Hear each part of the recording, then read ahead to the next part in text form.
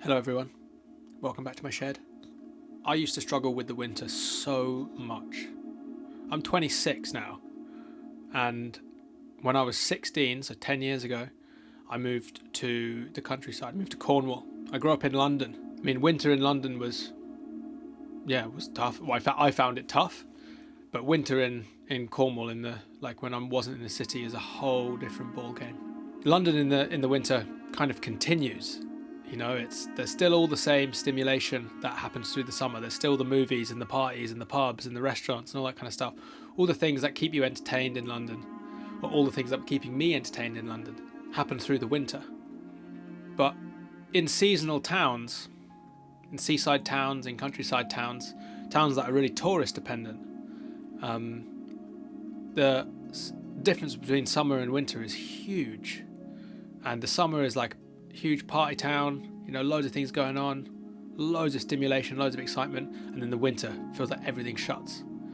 And as a teenager and into my early 20s, I couldn't deal with it. And often in the winter, I'd find excuses to go back to London, or I'd try and travel, or I'd basically be trying to escape the winter because I couldn't sit through it. I created this whole thing about how I was someone who I just couldn't deal with the winter. I'm just not a winter person. Don't like the dark, don't like the cold. But if I look at that a little bit more deeply, I realise that it wasn't any of those things that I was struggling with. I was struggling with what those things were bringing up in me. So in the winter, I'd be doing kind of one of two things. I'd either be like planning my escape, like how do I get out of the UK for the winter and travel somewhere else? Or how do I seek out more stimulation? So that took the forms of like finding too many excuses to go to the pub, and spending all day on my phone, being too addicted to pornography, eating lots of foods that weren't really nourishing my body, and kind of being in these cycles of, addictive cycles, downward spiraling cycles. I would kind of just blame the winter for those spirals, be like, well, of course I'm doing this, that's the winter, you know, I'm struggling. But like I was saying, the winter was bringing something up in me that I couldn't deal with, I couldn't sit through.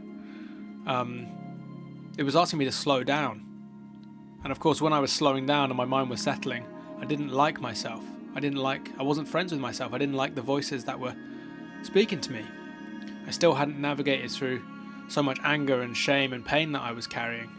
So the winter, it's not that the winter was any worse than the summer, but that the summer provided a whole series of different, exciting, stimulating things that I never really had to deal with any inner problems. So that's why I'm making this video, because I wish that someone had shown me some better tools to navigate the winter when I was a teenager and in my early 20s. And now I'm 26, I've spent the last 3 or 4 years probably, you know, really getting to grips with the winter and having a much better winter flow. And it's not the same as my summer flow, but it feels just as nourishing, if not more nourishing in other ways. So these are all my various tips that I find really, really helpful to navigate the winter. So the first place to start is sleep. Everything in the universe polarizes. You get light and dark, on and off, summer and winter.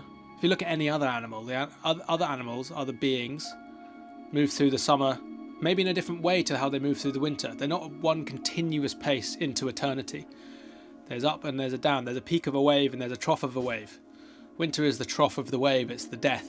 In our capitalist culture, we have an expectation that each person needs to maintain that constant rhythm, that constant speed, which is the kind of the summer speed of always being on, always being able to kind of bend over backwards to do anything really. But the winter asks us to slow down, in my opinion. The winter asks me to slow down. And that takes the form often of sleeping more than I normally would through the summer. Or maybe sleeping at slightly different hours than I normally would in the summer. So that's where it starts. Starts with going to bed earlier. These days in the winter, I'm in bed by about 9 o'clock usually. Maybe 10 at a push, but like going to bed at 9 o'clock realistically. Which means that I'm like ready to go by 5 or 6 in the morning most mornings. And that brings me on to the next point, which is waking up before the sun. When I was younger, I wouldn't go to bed early, so then I'd wake up really late and I would miss the sunrise. And then I would miss the first few hours of light in the day, say I woke up at 10 in the morning, and then I would spend all day complaining that there wasn't enough light in the summer and I was light deprived. but I wasn't really showing up for the available light that was even there. So learning to be up before the sun means that I'm really present for all the hours of light that there actually are. And of course, going to bed early and waking up early are like, kind of, they feed each other, obviously. So how do you actually do that? Of course, it's easier said than done. Yeah, just go to bed earlier, just go to bed earlier. Well, that was tricky for me.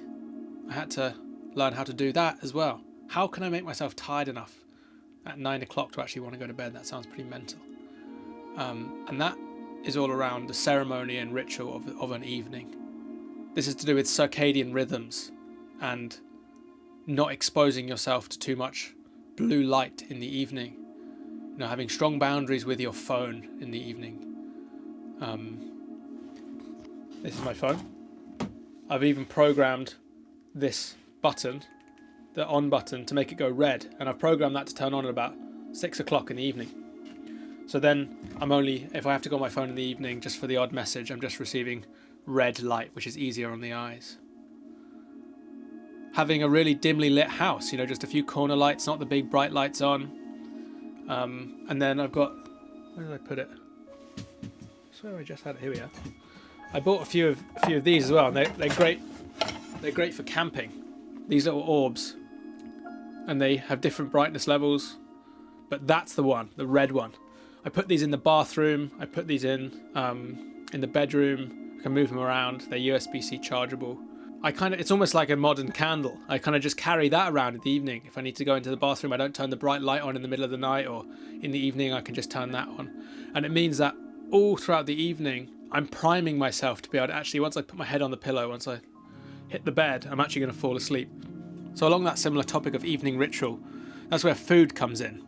And I think I didn't used to prioritize food enough. And I don't just mean the quality of food. You know, of course, quality of food is a tricky subject. Often high quality food is incredibly expensive. But I mean more the ritual around food. In the past, I'd be on my phone all evening, really overstimulated, be like, oh, there's no food, right, order a takeaway, go and get a pizza or something, eat that at 9 at night. You know, everything was really fast. Now my whole evening is planned around food, or at least a big chunk of it. And maybe more especially eating food with other people. And the more close my relationship to my food is, the more ritualistic it feels in some ways. So winding down in the evening, laying the table, lighting candles, having mates around to eat, sharing that food, all of these things are, like I say, priming me to down-regulate through the evening. So by the time I actually go to bed at 9 o'clock, it just doesn't feel very difficult. I've become so slow from about 4 o'clock onwards, between 4 and 9, those 5 hours, I'm just on this slow taper off, where everything is quite ritualized and slow. You know, I'm aware that a lot of people work in the evenings, and I will work in the evenings in the summer, but I tend in the winter to prioritize the work that I would do in the evening for early in the morning, because it's more important for me to be able to wake up before the sun and get the maximum daylight hours than it is to just get that last piece of work done before bed. So the next piece here, which feeds in quite nicely to that evening ritual, is fire. And again, I'm aware not everyone can have a strong relationship with fire, particularly if you live in the cities. But the light that a fire gives off and the way that it encourages people to congregate around it, I find it creates that space of ritual much more easily. And I think there's a few ways to connect with fire, even if you can't, even if you don't have a log burning stove, even if you can't kind of actually have one in your home. Candles are an obvious one. That's still a connection with the essence of fire. That's more what I'm talking here now. It's a very primal, very ancient thing that for all of our history, all of human history would have had a strong relationship with. And it's only very, very recently that we not have such strong ties with it. So for me, the winter is about deepening my relationship with fire wherever I can. If I can't have one in the house, maybe I can have one in the garden, in a fire pit. And we have a communal men's circle in the town that I live in that's centered around a fire pit. And again, fire is a strong presence in that space. So looking for ways to deepen your relationship with fire, learning how to build fire. Another way to do that would be through the form of something like saunas. I think the sauna is a really, really important part of my winter practice these days. And again, I'm aware not everyone has access to sauna. There's one in my community, in my town. And that is a relationship with fire too, because obviously there's a wood burning stove in the sauna. That's what generates the heat. regardless of whether you go to a sauna that is a wood-fired one, that relationship with heat is really important, I think.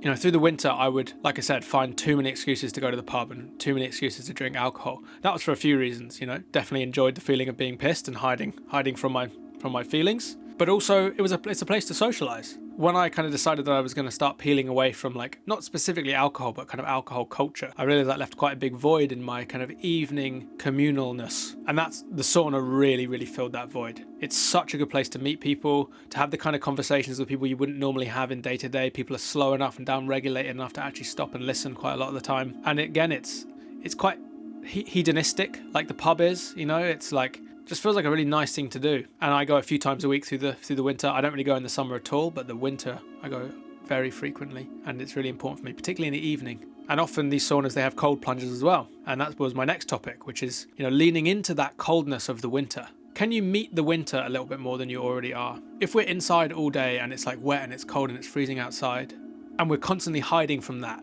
suddenly the winter feels foreign. The winter feels like the other being that I do not interact with, the thing I'm scared of. Can you go and meet it deeply? And for me, meeting it deeply means often through my bare feet. Barefoot running is a big one for me. And barefoot running through the winter is and was, you know, over the last few years, been a big part of my practice to be like, right, I'm not going to be scared of the winter. I'm going to become it. I'm going to embrace it. And I'm going to embrace it in the most kind of naked form that I'm legally allowed, you know, just a pair of shorts, and that's it.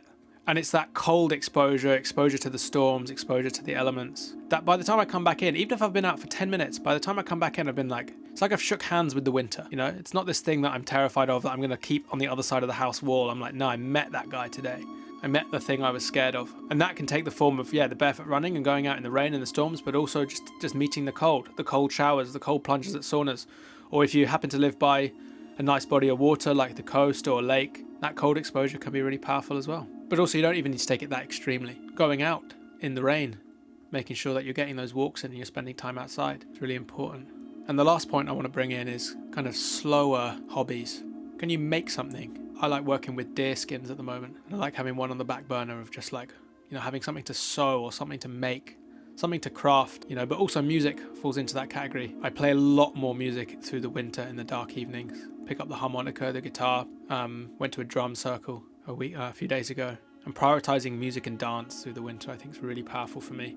Often so much of our entertainment comes from, you know, the digital realm. Videos like this, YouTube, I'm pretty addicted to YouTube, or at least have been in the past, addicted to our phones and being constantly entertained. But that's consumption entertainment.